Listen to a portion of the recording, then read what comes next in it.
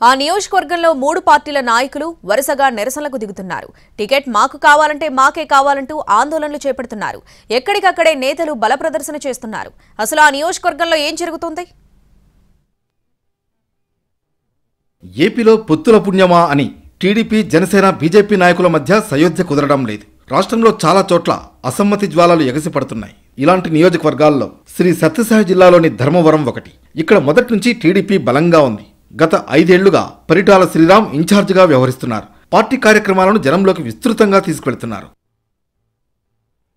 అయితే 2019 ఎన్నికల్లో ఓటమి తర్వాత టీడీపీ నుంచి గోనుగుంట్ల సూర్యనారాయణ బీజేపీలోకి వెళ్లారు.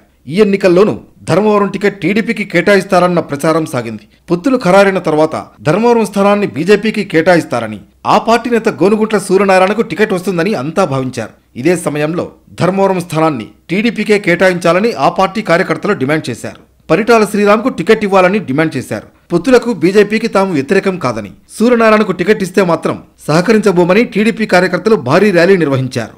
మరోవైపు జనసేన రాష్ట్ర ప్రధాన కార్యదర్శి చిలుక మధుసూదన్ రెడ్డి కూడా రోడ్డెక్కారు.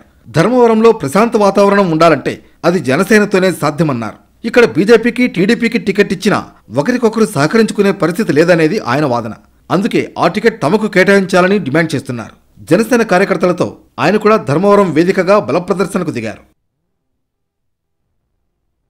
ఇక ఈ క్రమంలోనే ధర్మవరం స్థలాన్ని బీజేపీకి కేటాయించింది. సూర్యనారాయణకు కాకుండా ఆ పార్టీ జాతీయ కార్యదర్శి సత్యకుమార్కు టికెట్ ఇస్తున్నట్లు ప్రచారం సాగుతోంది. దీనిపై ఇవాళో రేపో అధికారిక ప్రకటన రానుంది.